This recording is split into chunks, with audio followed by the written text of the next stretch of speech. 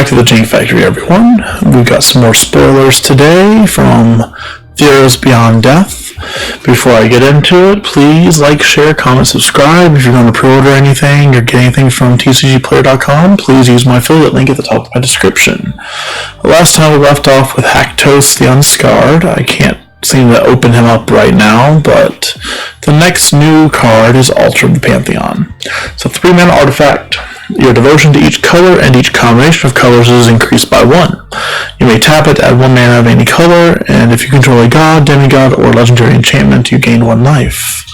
It's a pretty good mana rock in general. There's definitely C play in some commander decks and limited decks for sure. Next up is Terranika, a Kerwin veteran. 3 mana, 3/3 in white, a vigilant human soldier that's legendary. Whenever she attacks, untap another target creature you control. Until end of turn, that creature has base power and toughness 4/4 and gains indestructible. So I suppose you could attack in with, say, a 1/1 soldier with lifelink and untap it and make it a 4/4 indestructible soldier with lifelink. So that's pretty cool. That's actually quite solid. Dreamshaper Shaman, 6 mana red, 5/4, enchantment creature Minotaur Shaman. At the beginning of your end step, you may pay 2 colors and a red and sacrifice a non-land permanent. If you do, reveal cards from the top of your library until you reveal a non-land permanent card. Put that card onto the battlefield and the rest on the bottom of your library in a random order. It kind of reminds me of Chaos Warp. The non-land permanent you sacrifice is what you would target with Chaos Warp. I mean, it looks like a lot of fun. It's something that I'll probably want to build with at some point, that's for sure. Ooh, Sea God Scorn, 6 mana sorcery in blue. Return up to 3 target creatures and or enchantments to their owner's hands. Okay, that's not terrible. Guardian of Scuffos' Labyrinth. We have a 4 mana, 3/4 Minotaur with Fire Breathing of the Sword. It gets +1/-1 until end of turn, so you can effectively turn it into a 6/1 if you needed to.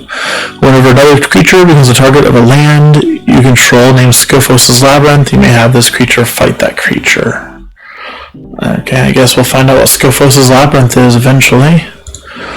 Eidolon of Obstruction, 2 mana in white for an enchantment creature spirit with first strike. That's 2/1.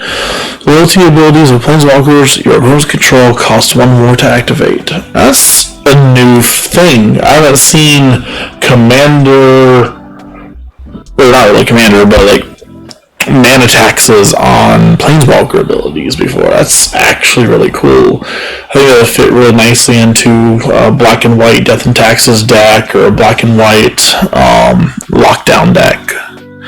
Calyx, Destiny's Hand. So this is the new planeswalker. Let's see if he's any good. He's 2 colors and Selesnya for 4 loyalty planeswalker. His +1, look at the top 4 cards of your library. You may reveal an enchantment card from among them and put that card into your hand. Put the rest on the bottom of your library in a random order.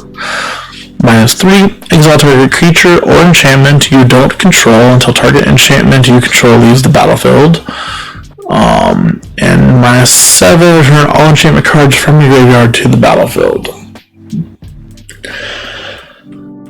It feels really underwhelming at first, just based off of those abilities. The -3 could be quite good, but we're going to have a lot more enchantment removal in standard with this set coming in as well. I can't say I'm a fan of the card.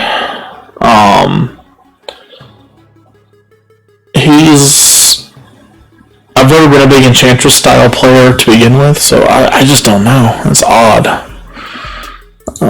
Full art. Now the full art card is cool looking. I love these full art statue planeswalkers that they're doing with this set. Thassa's Oracle is a 2 mana merfolk. Ooh, it's a 1/3 wizard. When it enters the battlefield, the top X cards of your library, where X is your devotion to blue, put up to one of them on top of your library and the rest on the bottom of your library in a random order. If X is greater than or equal to the number of cards in your library, you win the game. Interesting. Very interesting. So, it's an alternate win condition in a self-mill deck, I suppose? Or maybe a sideboard option against mill decks, even? It's pretty cool. The full art makes it look a lot more fishy. That's pretty cool. Enigmatic Incarnation. Ooh, set colors. 2 colorless and static enchantment. At the beginning of your end step, you may sacrifice another enchantment. If you do, search your library for a creature card with CMC cost equal to 1 plus the sacrifice enchantment CMC, and put that card onto the battlefield. Then shuffle your library. So it's birthing pod for enchantments that bring out creatures. It's pretty cool, I guess. And I'm saying things are pretty cool a lot, but in a vacuum, just looking at these cards, nothing's overly impressive after seeing the Titans yesterday. And that might just be part of the problem. I do like some of these cards. This one in particular is an interesting build around. Furious Rise. A 3-mana red enchantment.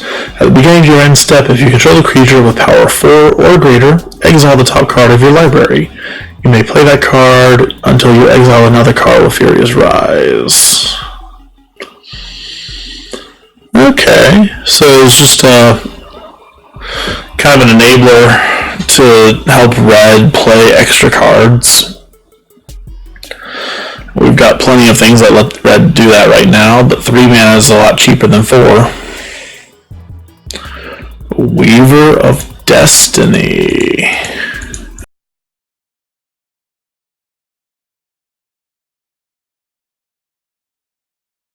Found Weaver of Destiny on the MTG Salvation forums. It's a 2-mana green enchantment creature, human 2/3. Creature and enchantment spells you control can't be countered. For 4 mana, target land you control becomes an XX elemental creature with trample and haste till end of turn, where X is the number of enchantments you control. It is still a land. And let's see. Oh my, she's uncommon. That's a lot of powered uncommon. Green is getting a lot of really strong stuff these days. Quite a lot of strong stuff. The artwork is gorgeous, though.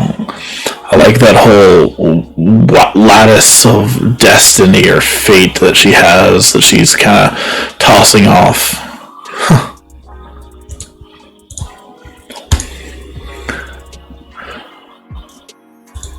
Arcana Sun's Grace in full art looks absolutely gorgeous. Gravebreaker Lamia is a scary looking snake lady, that's for sure. Goodness. We saw this yesterday. Just a refresher, the 5-mana 4/4 with lifelink enchantment creature Snake Lamia. When ATB, search your library for a card to put into your graveyard, and spells you cast from your graveyard cost 1 less. Dryad of the Elysian Grove. We get to see some artwork for it now. It's a rare, not a mythic, so that makes me happy. It'll be a little easier to get my hands on a bunch of them. But Explorer plus Prismatic Omen is always a good thing. Full art Croxa, that's just hideous and despairing, and that's definitely a creature I would not want to be looking at on the other side of the table. Oh wow, Uro. You're still my favorite card from this set.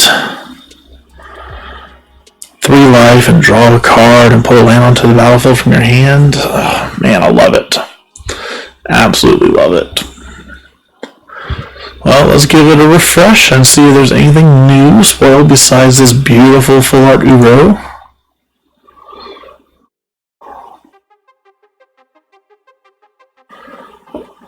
Doesn't look so. Well, that is going to be it for this spoiler video then.